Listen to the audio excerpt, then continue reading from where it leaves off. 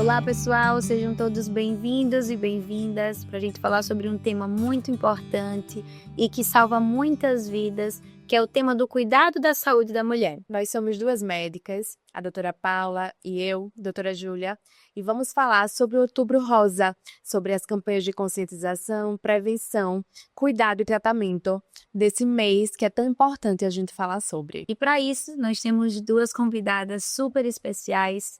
A enfermeira Dilma, que teve diagnóstico de câncer de mama e tem uma história inspiradora para contar para várias outras mulheres. E a doutora Rafaela Toledo, que é oncologista, que trabalha com a humanização, que é coordenadora da oncologia aqui do estado. Então a gente vai trocar muita figurinha, muito conhecimento. Eu acho que vocês vão gostar. Sejam muito bem-vindos ao nosso podcast. Sejam muito bem-vindas, meninas. Pessoal, acho que um ponto muito importante, para a gente iniciar a nossa conversa sobre o Outubro Rosa é entender o porquê que a gente precisa falar sobre isso, já há algumas décadas que existe essa campanha e todo outubro, as ruas ficam rosas, as pessoas falam sobre isso, mas por que que isso tem um significado tão grande, para a nossa saúde pública, para o nosso país, para a vida das pessoas, que fazem parte, que acabam recebendo o diagnóstico do Outubro Rosa. E o governo de Alagoas lançou a campanha que chama Campanha Outubro Rosa Todo Dia, que ela reforça a prevenção, a informação e o acesso aos serviços. A doutora Rafaela está aqui, vai poder contar um pouco mais para a gente. E a gente tem algumas perguntas para fazer para vocês, que são convidadas que são profissionais da saúde, as duas, mas também Dona Dilma, que é paciente. Então, a gente quer saber o que esse movimento representa para vocês. A gente quer entender por que ainda é tão difícil transformar o autocuidado numa rotina. Por que a gente acha que a besteira acaba deixando para depois, né, Ju? E outra coisa que a gente acha muito importante saber é como que a gente pode fazer para que essa informação do Outubro Rosa, as pessoas que recebam a informação, por exemplo, eu estou passando na rua e vi que é Outubro Rosa, para que as pessoas transformem a informação em atitude. Então, o que leve aquelas pessoas é realmente ir lá, fazer a mamografia, se interessar pelo tema, saber que é um tema importante. Eu quero ouvir primeiro a doutora Rafaela e depois nossa querida convidada Edilma. Primeiro, eu gostaria de agradecer pelo convite e a oportunidade. É sempre muito importante momentos como esse, de levar uma informação com muita... Que se aproxime, uma informação que se aproxime do público de uma forma fácil, uma informação com qualidade. Quando chega outubro, eu costumo dizer que nós, oncologistas, a gente tem literalmente uma missão maior, que é vestir a nossa camisa rosa e participar de todos os eventos que têm esse objetivo principal, que é difundir a importância que, na essência, essa campanha traz, que é da informação, a informação de como é importante a prevenção e o diagnóstico precoce do câncer de mama. A gente tem uma informação que é muito importante a gente começar alertando as mulheres, porque é através dessa informação que a gente vai despertar realmente o porquê de fazer esses exames tão precoces. O câncer de mama, quando diagnosticado no início, ele tem uma taxa de cura acima de 90%. Ou seja, você fazendo os seus exames periodicamente e detectando um câncer no estágio inicial, você vai ser curada. A cada 10 mulheres, a cada 100, 90 vão ser curadas. Então, assim, a taxa é altíssima. Então, essa é uma informação que vale a pena a gente começar passando já para realmente as pessoas entenderem o porquê, desse autocuidado. Vale a pena, Vale a pena. Se você investir na sua prevenção, vai valer a pena porque a chance de cura é alta. Exatamente. E uma outra pergunta que você fez, e aí eu vou deixar a Edilma responder por mim, é justamente sobre a questão de... E agora? Foi a outra pergunta que você fez. E agora? Eu fui diagnosticada, e agora? Quando a gente diz o diagnóstico é com que... E agora, o que eu vou fazer da minha vida? Vou morrer. A gente pensou logo em morrer, E aí vai abrindo os horizontes para o autocuidado, O que é que como é que eu vou seguir? Qual a direção seguir? Então, a gente tem que procurar ajuda, psicológica também, ajuda da médica, da oncologista, e ela vai direcionar a gente pelo tratamento.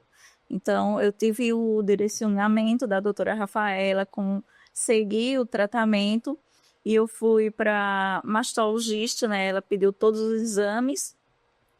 Depois que fiz os exames, levei para a oncologista, e aí ela já começou para fazer a cirurgia. O meu outro dia foi no quadrante direito, né? Não precisou retirar a mama toda, porque ele é do luminal, né? A, e é o 1. Então, ele estava no estágio menor, né? No inicial, né, doutora? Então, não precisou retirar ela toda. Aí, o diagnóstico tinha que fazer primeiro a cirurgia, para depois fazer a quimioterapia e a radioterapia.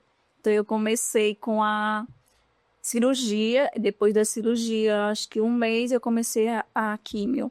Fiz 8 quimio e depois 5 rádio. Então, você fez quimio, rádio e também fez a cirurgia, né? Isso. Quanto tempo esse processo do radio? Eu acho que em tudo foi um ano. Fez um ano agora em fevereiro, em março. Foi em março que eu comecei a ter o diagnóstico, né? De fevereiro para março. E aí eu terminei em março, abril a rádio. Entendi.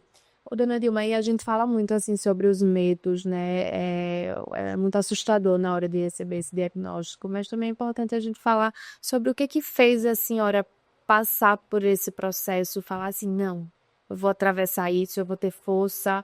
O que lhe ajudou nesse processo, seja questões religiosas, familiares, de amigos, o que fez você ter mais força nesse processo? Mas fez eu ter força, Deus, né? Porque eu sou muito religiosa, eu tenho muita fé em Deus e eu me segurei muito em Deus. Participei das coisas da igreja.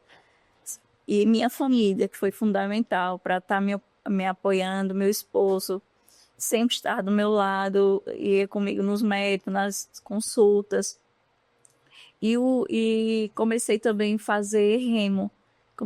Entrei na... É um hobby, né? Um novo hobby. Foi um novo hobby, né? Eu achava que eu não tinha capacidade de remar, né? E hoje eu acho que estou amando. Melhorou muito a minha articulação do braço, porque eu estava perdendo o movimento do braço e nisso me ajudou muito, né? Então eu estou fazendo remo e estou caminhando de musculação.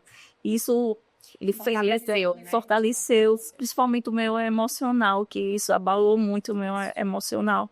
Às vezes quando a gente tá fora, tá tudo bem. Quando a gente chega em casa, eu acho que a gente tem tudo de uma vez, né? Tudo de uma vez. E aí a gente começa a ficar triste, pensando que vai morrer e tal.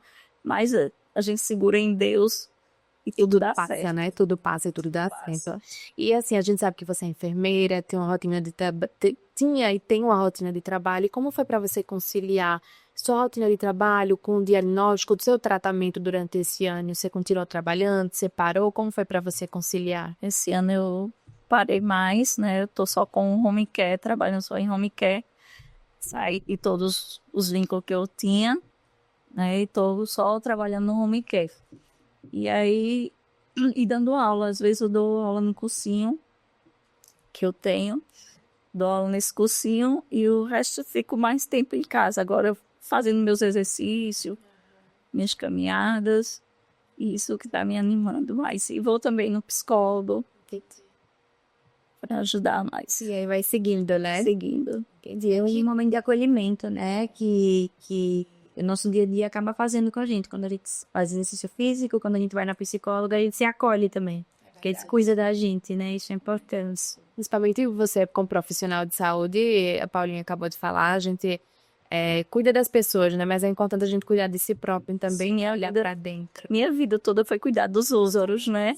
E esqueci de olhar, né? Não me olhava, né? Achava que tinha que fazer o que eu não podia, eu fazia pelo outro, principalmente para minha família. E esqueci de mim. Depois, quando a gente vai acordar, eu acho que esse diagnóstico faz a gente acordar para a vida. Eu acho que eu renasci agora, depois desse diagnóstico, né? A gente aprende a dar valor a pequenas coisas que a gente não dava antes. né? E aí a gente vai seguindo, cada dia é um dia pra gente. Não é mais como antes a gente esperava por o amanhã. Hoje a gente tem que viver o hoje, aproveitar cada minuto. É o que nós temos, é uma certeza que a gente tem, né? Isso é eu, doutora. Eu tenho uma pergunta para a doutora Rafaela, porque Edilma trouxe para a gente muito essa questão do cuidado e do acolhimento da família com ela, de Deus com ela, dela com ela mesma, mas como que os profissionais da saúde, por exemplo, o oncologista, a equipe de nutrição do hospital, a equipe da químio, como que vocês fazem para acolher esses pacientes num momento tão singular e tão, né, que causa medo, causa angústia, causa incerteza? Como é que vocês fazem, né? Isso.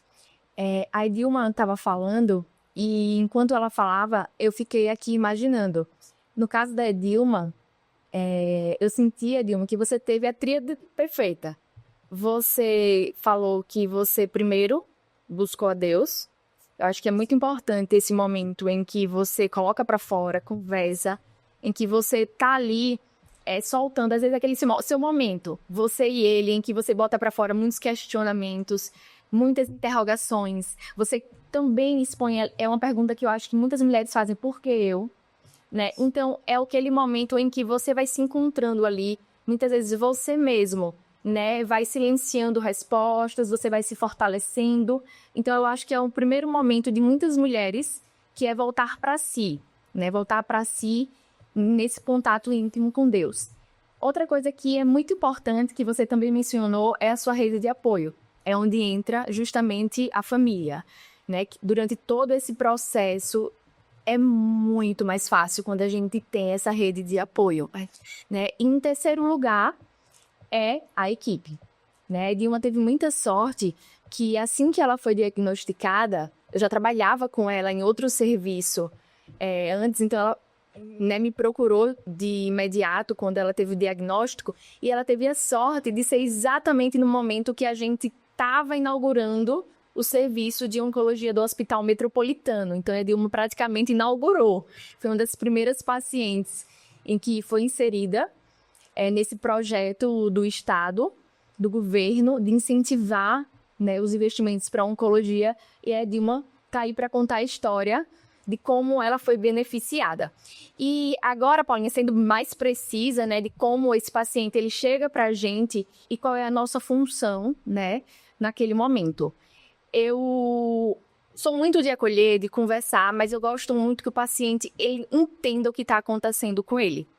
Então, eu gosto muito de, nas minhas consultas, quando eu estou ali diante de uma paciente que recebeu o diagnóstico de câncer de mama, de falar para ela tudo, todos os detalhes, ser bem realista, mas realista não é no sentido de chocar, nada disso, é só esclarecer. Exatamente, de esclarecer o que está acontecendo e mostrar, é isso que você tem e é esse o tratamento. E a gente sabe que você é mais dessa linha, até porque a dona Dilma agora falou até a cirurgia dela, ela falou pra conhece esse tratamento, conhece o tipo de cirurgia que ela passou, então isso se deve a essa transparência com o paciente. E eu noto que quando o paciente ele sabe o que está acontecendo, então ele toma posse da doença, eu tenho isso, e o caminho é esse. Então, ajuda na aderência. Você sabe o que é que você vai passar. Você já sabe o todo, qual é o máximo, o que é que vai acontecer.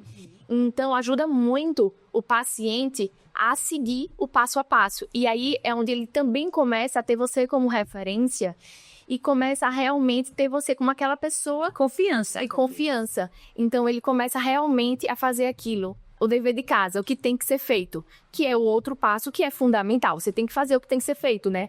Você já passa por aquele momento de aceitação, já, né, criou coragem, né, se fortaleceu junto com as pessoas para poder agora fazer o que tem que ser feito, porque realmente precisa. Pelo que eu vejo, assim, faz parte do acolhimento à vaidade, né? A gente precisa ter um diagnóstico franco, expor aquele diagnóstico franco para o paciente, para que ele entenda quais são os próximos passos. E eu acho que, entendendo os próximos passos, o paciente ele fica muito mais fortalecido, né? Então, para passar por aquele momento que vai ser difícil, vai ser duro, vai ser complicado, mas que quando a gente tem um planejamento, a gente consegue passar e sair muito mais forte no final, né? Transparência é fundamental, então, nesse processo.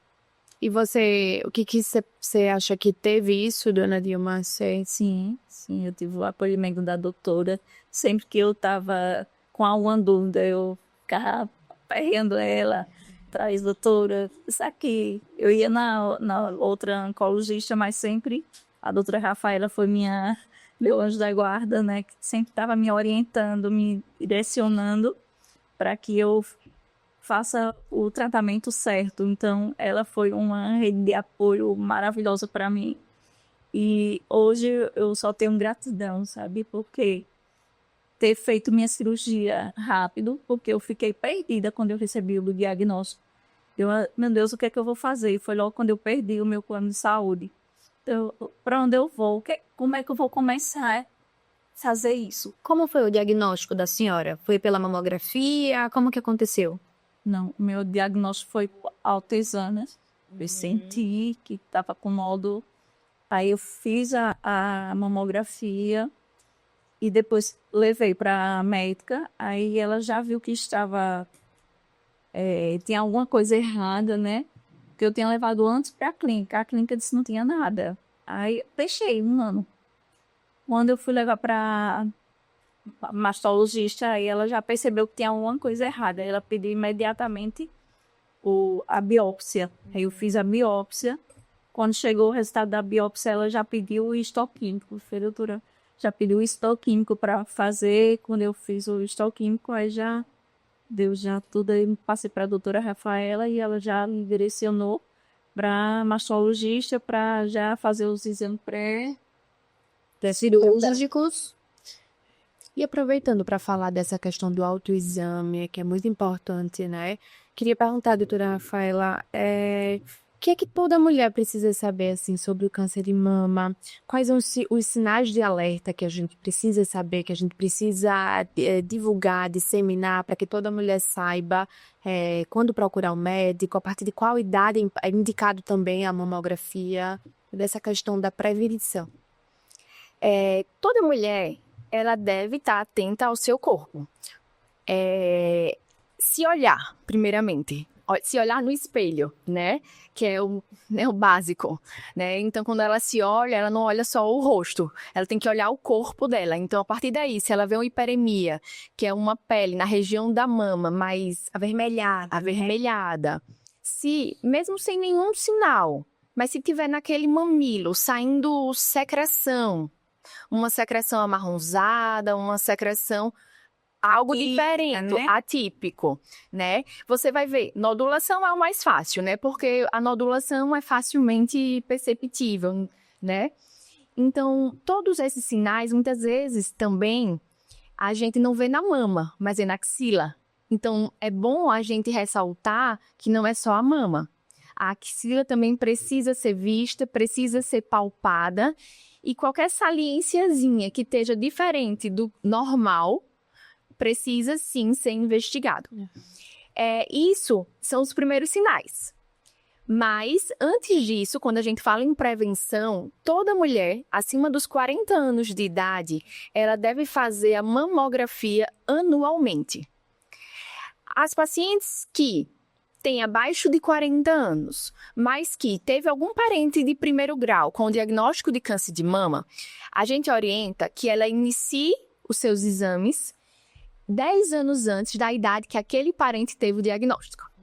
Por exemplo, se a minha mãe tivesse tido câncer de mama aos 40 anos de idade, Você começaria a fazer aos 30. sua mamografia. Perfeito. Mas aí eu não começaria com a mamografia. Por quê? A mamografia, quando o paciente tem abaixo de 40 anos, ela não consegue ver bem nódulos. Por isso que a gente contraindica. A mama da paciente abaixo dos 40 anos é uma mama com muito tecido glandular, tecido mamário, o que oculta nódulos.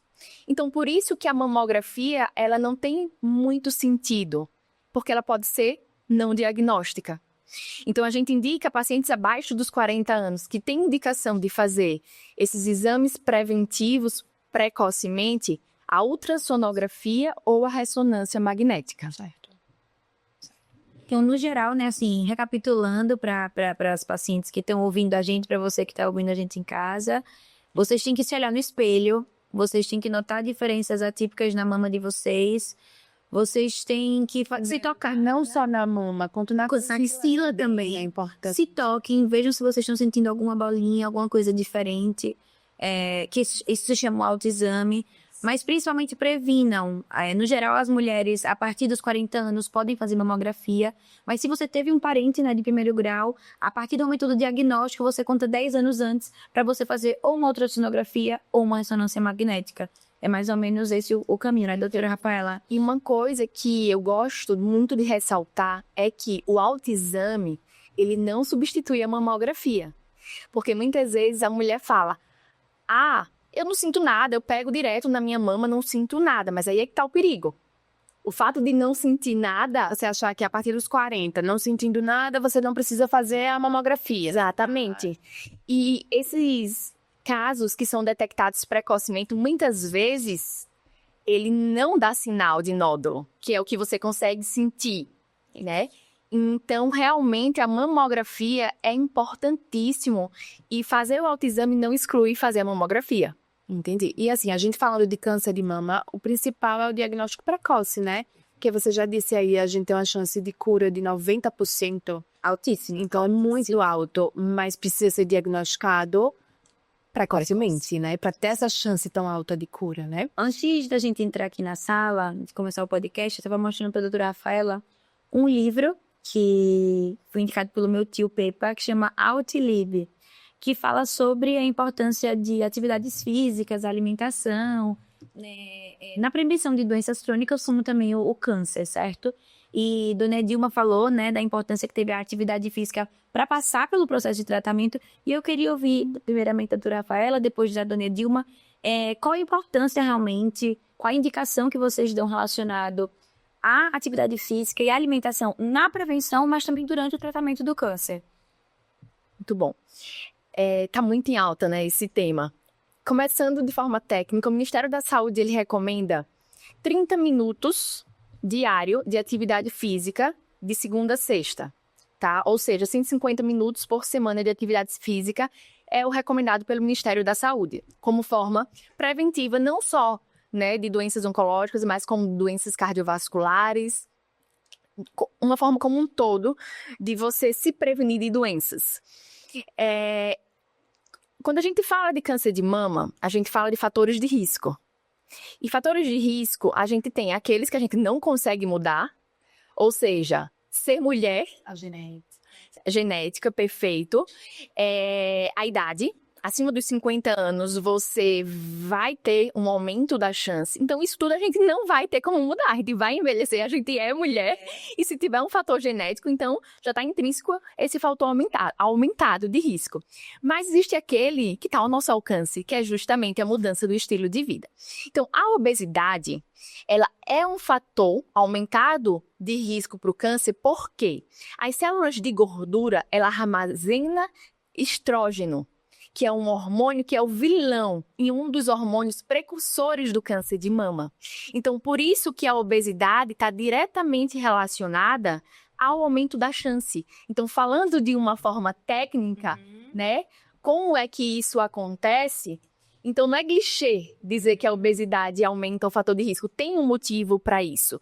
Então, você, quando se alimenta de uma forma menos inflamatória, com alimentos mais naturais, menos embutidos, você está desinflamando o seu corpo, né, de processos que possam levar com mais facilidade a desencadear doenças como o câncer.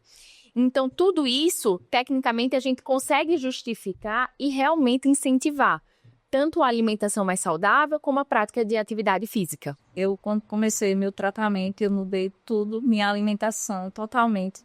Gostava muito de massa, essas coisas que embutidas. E eu comecei a mudar minha alimentação. E eu vi que mudei muito, eu desinchei. Estava muito inchada. Eu perdi, eu acho que 10 a 15 quilos. Eu estava bem inchada mesmo. Então, a alimentação mudou muito, meu corpo, minha mente. Eu me senti mais disposta depois que eu comecei a mudar a minha alimentação. Comecei a fui na nutricionista, ela fez o mapa, né, da alimentação. E eu tentando só o açúcar, que eu tenho mais dificuldade de tirar. Mas assim, eu diminuindo o açúcar e o pão, eu acho que foi muito bom para minha saúde. Estou ainda nesse caminho, tentando, sofrendo. O dia eu como com açúcar, o dia eu como, tomo café. É assim, se constante é não desistir, nunca mais sai. Estou chegando lá. Não, e é importante a gente falar disso, porque no tratamento oncológico a mulher passa por uma série de mudanças, né? Mudanças no corpo, mudanças na autoestima, tem a perda de cabelo, que é um assunto, né, que toca muito, né, as mulheres, mexe muito com as mulheres. Eu queria ouvir um pouquinho de você, dona Dilma, como é que você acha que a autoestima influencia no tratamento? O que você fez para se cuidar? O que você fez para elevar a sua autoestima? Como foi para você essa fase? No começo eu fiquei pensando, meu Deus, ficar sem cabelo, como é que vai ser? Porque eu sempre gostei de cabelo liso, arrumado e grande. E aí foi quando eu perdi o cabelo, meu Deus, como é que vai ser? Antes de fazer a cirurgia, eu já comprei uma peruca, com medo de como seria a minha reação quando eu visse que estava sem o cabelo. E aí, há alguns tempos, no começo comecei usando peruca para ver se melhorava a minha autoestima, só que eu me achava muito estranha com a peruca. Achava estranho demais com a peruca e aí, quando eu percebi que começou a nascer o cabelo, eu já parei de usar a peruca e fui me aceitando. Acho que a aceitação é o melhor para você. Quando você se aceita, você não vai importar o que os outros vão pensar. Se você está bem, minha mãe falava, bota a peruca para sair e tal. Mas eu não estou me sentindo bem em sair com a peruca. Se eu estou me sentindo bem assim, deixa eu ficar assim. Então, isso acho que é a aceitação da gente que mexe mais com a gente. Porque às vezes a gente fica pensando no que os outros vão pensar. Ah, tô muito feia, sei o quê. Eu me achava muito feia, mas depois eu fui aceitando e hoje, para mim, tá tudo bem. Mas isso mexe muito com a gente se sente feia, a gente se sente triste, se sente inútil. Eu digo, meu Deus, eu cuidei de tanta pessoa e hoje eu sou cuidada. Hoje eu chego no hospital, vejo meus alunos cuidando de mim. Aí eu, meu Deus, por isso que é bom você sempre falar, faça com a pessoa o que você queria que fizesse com você, né? Então, é isso que eu tenho para você. Você nunca sabe em que momento vai ser a pessoa que vai estar cuidando, como você, como enfermeira, e Quando vai ser cuidado. E por outro você é cuidada, né? Então você só quer ser tratada como você tratou as pessoas esse texto, né? Gostaria que fosse, né? A senhora comentou que teve acompanhamento psicológico também, né? Durante o processo terapêutico da senhora. Você acha que esse acompanhamento psicológico ajudou nessa aceitação, nesse fortalecimento da sua autoestima? Você sente que ficou mais forte também por ter uma psicóloga, uma terapeuta lhe acompanhando nesse momento? Sim, isso é muito importante. Porque vai orientando, conversando, vendo nossas dores, falando sobre nossas dores, que as dores não são nossas, que várias pessoas que passam por isso, que a gente está passando, isso influi muito na recuperação e na autoestima da gente. A senhora já fazia psicóloga antes? Foi depois que começou, né? Depois. E assim, se a senhora pudesse dar uma dica assim, para as mulheres que estão assistindo a gente, como que nós da sociedade, nós outras mulheres, como que a gente pode apoiar e acolher essas mulheres que tiveram, como a senhora, o diagnóstico de câncer de mama, assim? É que você queria falar para quem está ouvindo a gente? A mensagem que eu dou para todas, quando tiver o diagnóstico, não se desesperar, né? Ter fé em Deus, procurar a orientação do médico, do psicólogo, procurar a autoajuda, participar de algum exercício físico, procurar. Tem muitas redes de apoio hoje para psicológico, para pessoas que têm esse diagnóstico, e ter fé em Deus e correr atrás, não se entregar.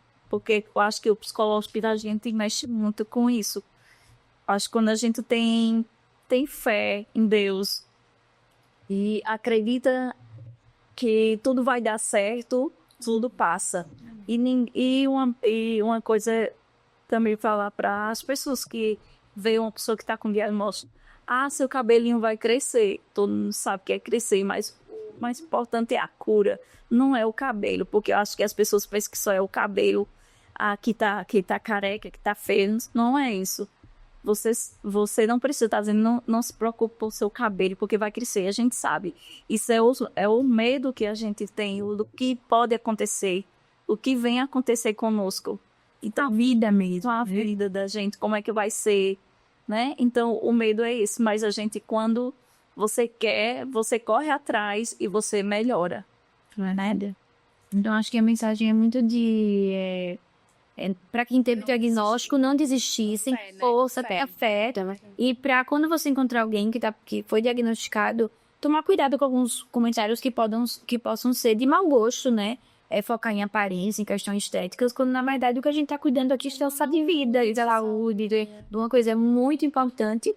E eu quero aproveitar esse gancho para falar que no governo de Alagoas, no Hospital da Mulher Elis da Silveira, que é aqui em Maceió, para você fazer mamografia, você pode fazer essa mamografia sem marcação prévia.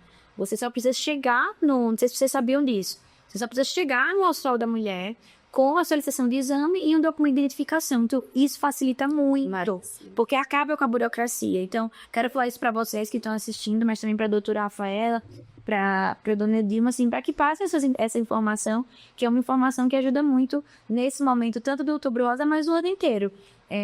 Quando precisar ser feita uma mamografia, o Hospital da Mulher vai estar todos os dias da semana Abertas, de portas abertas. Ô, Paulinha, e é importante falar que também, além do Hospital da Mulher, a gente tem o CEDIM, que também é possível realizar exames, né? A doutora Rafaela trabalha lá também, né? E a gente consegue fazer a marcação pelo WhatsApp. O WhatsApp deles é 988338578 e pode fazer a marcação via WhatsApp mesmo e também no Hospital Regional do Alto Sertão, o Hospital da Mata. Então, temos opções. E a gente também tem mamografia.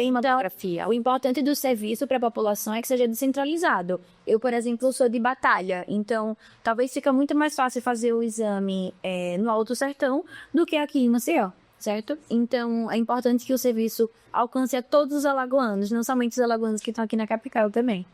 Eu acho que o principal hoje da nossa conversa, né, é lembrar que a prevenção ela é um ato de amor e de autocuidado. Então, assim, a senhora, quando foi fazer o seu exame, você estava se amando, né? Cuidando de você e pensando no que era melhor para sua vida. E eu quero que essa mensagem do amor que a senhora teve por você, que Deus teve por você, que as pessoas consigam sentir e também agir dessa forma. Lembre que o Outubro Rosa é sobre atitude. Não deixem de ir atrás da prevenção de vocês ou do diagnóstico precoce, se for necessário, porque a chance de cura é muito mais alta. Lembrem que somos mulheres e por sermos mulheres, eu acho que nós somos muito mais fortes.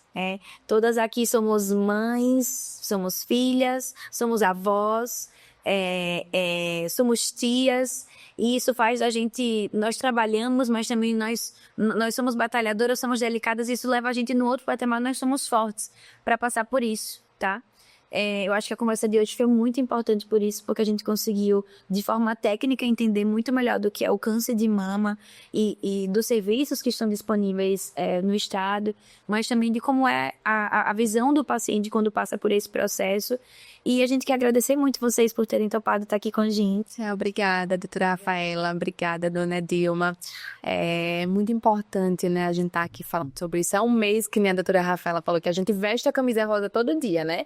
Eu já tive tanto evento do Outubro Rosa que eu abri meu guarda-roupa hoje e não tenho nem uma roupa rosa para usar, que já todo dia tem um evento do Outubro Rosa e é muito importante a gente reafirmar isso, né? A gente reafirma o trabalho, o compromisso que o governo do estado, o governo Paulo Dantas tem no Outubro Rosa, realizado diversas campanhas nos hospitais e com isso levado a mulheres a cada vez mais procurar, buscar ajuda e também ter seu tratamento com dignidade, né?